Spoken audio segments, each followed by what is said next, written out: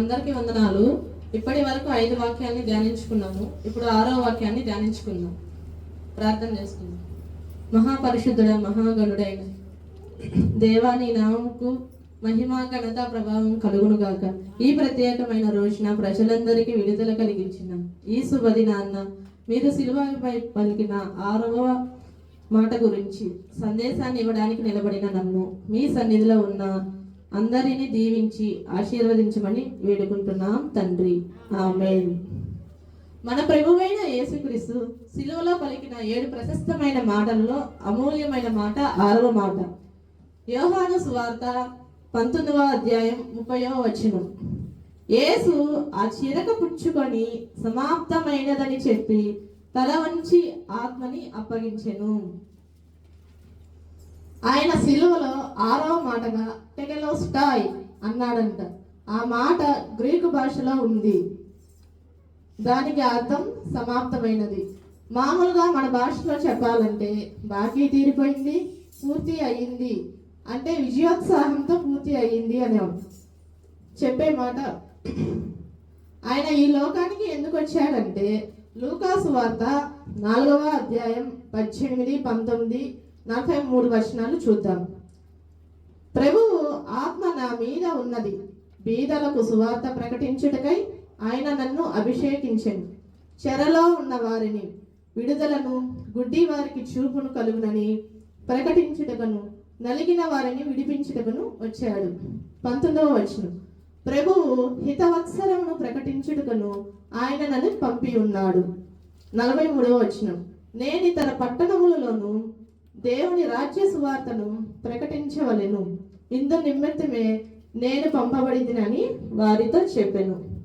ఆయన ఈ లోకానికి అంటే సర్వ మానవాళి పాప పరిహారం కోసం బలియాగం అవ్వడానికి తండ్రి ఏర్పరచుకున్న కుమారుడు యేసు. తండ్రి యొక్క చిత్తాన్ని ఏమాత్రం వ్యతిరేకించక సంపూర్ణముగా విధేయత కలిగి ఉన్నాడు. తల వంచి అనగా తండ్రికి తన పాపమును సంపూర్ణముగా తండ్రి చేతికి అప్పగించడం. అక్కడ ఏమాత్రం తండ్రిని మరవలేదు. నా ఆత్మ నీ చేతికి అప్పగిస్తున్నానని చెప్పి ప్రాణము విడిచాడు. తన వచ్చిన ప్రణాళికను పూర్తి చేశాడు కాబట్టి సమాప్తమైనది, ఇట్ ఈస్ ఫినిష్డ్ అన్నాడు. ఆయన ఏమి పూర్తి చేశాడు? శ్రమ పొందడం, వెల చెల్లించడం, క్రయధనం మనకు అందించడం సమాప్తం చేశాడు. శ్రమ పొందడం అంటే ఏంటి? ఎముకలతో చేసిన కొరడాతో 39 కొరడా దెబ్బలను తినడం. 40వ దెబ్బ పడితే ఎటువంటి మనిషి అయినా చనిపోతాడంట.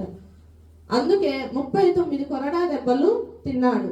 తలపై ముళ్ళ కిరీటాన్ని ఒక్కొక్క ముళ్ళు 3 అంగుళాల పొడవు ఉంటుందంట. గట్టిగా తల మీద అది వేశారంట. తల మొత్తం రక్తమయమైంది. కాళ్ళకు చేతులకు మేకులు కొట్టించుకోవడం అటువంటి శ్రమను పొందాడు. వెల చెల్లించడం అంటే ఎవరికి వెల చెల్లిస్తాడు? సాతానుక కాదు, ధర్మశాస్త్రానిక కాదు, తనకు తానే ఏర్పరచుకున్న నియమానికి ఇచ్చినదే ఈ వెల. అంతేకాదు, తనను తాను సంతృప్తి పరుచుకోవడానికి ఇచ్చినదే ఈ వెల. సిలువ వేయడానికి ముందు 3 గంటల సేపు అంధకార శక్తులు, చీకటి శక్తులతో పోరాడి పాపపు భారాన్ని మొత్తం తన మీద వేసుకొని తన యొక్క పవిత్రతను కోరునటువంటి నీకు నాకు వెల చెల్లించాడు, సమాప్తమైనదని చెప్పాడు. క్రయధనం అంటే మన పాపముల నిమిత్తం తన రక్తాన్ని చిందించి తండ్రికి మనలను దగ్గర చేయడం. రక్షణార్థమైన బలియాగాన్ని సమాప్తం చేశాడు. తన పనిని పూర్తి చేశారని విజయోత్సాహంతో ఆ మాటను చెప్పాడంట. Really it is cry of victory. అందుకే మనం కూడా బాధలు, ఇబ్బందులు, కష్టాలు, వేదనలు, మనకు మించినవి ఏమైనా సరే మన దేవుడు సమాప్తం చేసి మనలను నిత్య జీవంలోకి తీసుకెళ్తాడని నమ్మకం కలిగి ఉండాలని, అలాంటి నమ్మకం కలిగి ప్రభువుని మాత్రమే సేవిద్దాం, ఆయనను మాత్రమే ఆశ్రయిద్దాం. ఈ చిన్న సందేశాన్ని దేవుడు దీవించును గాక. ఆమేన్.